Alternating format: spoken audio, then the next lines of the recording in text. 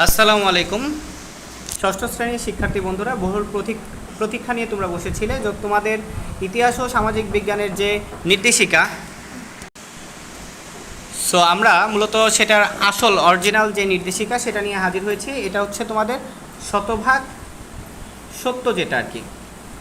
এর আগে সাজেশনগুলো তোমরা পড়েছ, এখন আমরা মূলত মেন কোশ্চেন নিয়ে আলোচনা করব। শিক্ষার্থী বন্ধুরা, তোমরা দেখতে পাচ্ছ যে আমাদের চারপাশে নানা রকম দেখো। আর যারা নতুন এসেছে আরটিএচে অবশ্যই সাবস্ক্রাইব করে রাখো, কারণ আমাদের মাধ্যমে তোমরা সঠিক প্রশ্ন এবং সঠিক উত্তর পেতে পারবা। আমাদের চারপাশে নানা রকম মানুষের বসবাস, তারা নিশ্চয়ই পরিচয় রয়েছে। আমাদের ক্লাসের প্রত্যেকেই আত্মপরিচয় রয়েছে। এই পরিচয়ের সাদৃশ্য ও বৈসাদৃশ্য আমরা মূল্যায়নের প্রথম কাজটি জোড়ায় সহপাঠীদের অনুসন্ধানী করব, মানে প্রথমটা জোড়াই করবা। এরপর অতীত ও বর্তমান সময়ে মানুষের জীবন ও জীবিকা তুলনা করব। অতীতে মানুষ কী করতো আর বর্তমানে মানুষ কী করতো সেটা তুলনা করবা। সেই সাথে ভৌগোলিক পরিবেশে মানুষের জীবন ও জীবিকা শনাক্ত করে তুলনা করব। সর্বশেষ সমাজে নানা রকম আত্মপরিচয় মানুষের সাথে মিলেমিশে থাকার জন্য করণীয় বিষয়টি একটি প্রতিবেদন লিখব। কি লিখব? সো এখন দেখো, তো আমরা প্রতিবেদনটা দেখো। চলো এসো চলো সহপাঠীকে জানি। প্রশ্নমালা।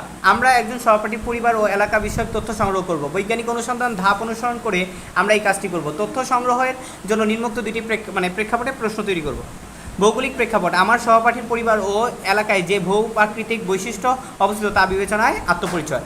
আরেকটা হচ্ছে সামাজিক ও সাংস্কৃতিক প্রেক্ষাপট। আমাদের সহপাঠীদের মানুষের ভাষা, সংস্কৃতি, পোশাক, রীতিনীতি, পোশাক ইত্যাদি।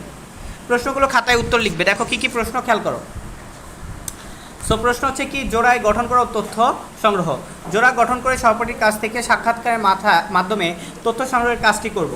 আমরা একে অন্যের কাছ থেকে তথ্য সংগ্রহ করব। প্রত্যেক সাক্ষাৎকারে 20 মিনিট সময় নিব, ফলে 2 সাক্ষাৎকার 40 মিনিটের মধ্যে শেষ হবে। এই জন্য আমরা সহপাঠীর কাছ থেকে অনুমতি নিব। শেষ করার পর নিচের সতীর্থ মূল্যায়নের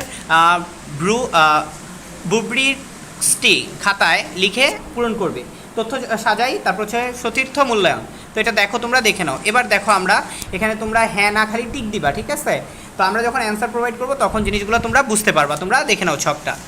এরপর আমরা কাজ 2 তোমরা দেখে নাও, অতীত ও বর্তমান সামাজিক অবস্থা, অতীত ও বর্তমানের সামাজিক জীবিকা।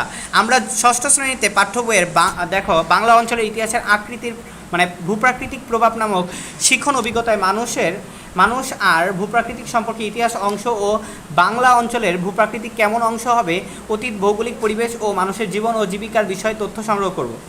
সেই সাথে আমরা ইতিবাচক সহপাঠীকে প্রশ্ন করে যে তথ্য পেয়েছি তার ভিত্তিতে নিচের ছকটি খাতায় লিখে পূরণ করব।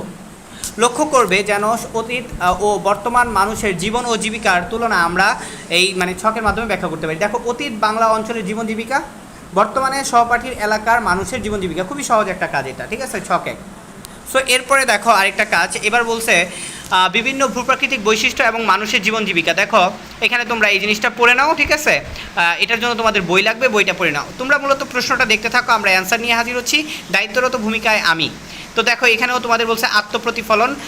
আমাদের সমাজের বিভিন্ন আত্মপরিচয়ের মানুষের বসবাস, আমরা কিভাবে সবার সাথে মিলেমিশে থাকতে পারি তা নিয়ে আমরা ভাবনাগুলো লিখে ফেলি। তো এখানেও দেখতে পাচ্ছ দল গঠন ও আলোচনা। এখন আমরা 4 জনের একটি দল গঠন করব, তোমাদের শিক্ষক দল গঠন করে দিবে। ফলে দলে বসে আমরা ইতিমধ্যে যে আত্মপ্রতিফলন লিখেছি তা শেয়ার করব। সো এটা দেখতেছো প্রতিবেদন লেখা। দেখো এরপর প্রত্যেককে দায়িত্বশীল ভূমিকায় আমি শীর্ষকে একটা প্রতিবেদন প্রত্যেককে করতে হবে, প্রতিবেদনের বিষয়। তারপরে দেখো সমাজের নানা রকম আত্মপরিচয় মানুষের সাথে মিলেমিশে থাকার জন্য আমি কি করতে পারি তার তালিকা তৈরি করব। আমি কি করতে পারি তালিকা থেকে যে কোনো একটি কাজ কিভাবে বাস্তবায়ন করব তা লিখব। তো এই যে দেখো 5টা টপিক, এই 5টা টপিকের উপর ভিত্তি করে তোমরা প্রতিবেদন তৈরি করবা। সো আরটিএচের সাথে থাকো। আর এই চ্যানেলের বিভিন্ন ভিডিও ডাউনলোড করে অন্যান্য চ্যানেলে আপলোড করে দেওয়া হয়, তাদেরকে রিপোর্ট করো, স্ট্রাইক আমি দিব, ব্যাপার না। তো তাদেরকে সাবধান করে দিচ্ছি, ফেস ক্যাম ভিডিও করছি না বিদায় আপনারা সাহস পেয়ে যাচ্ছেন। সো তাদেরকে সাবধান করে দিচ্ছি। আল্লাহ হাফেজ।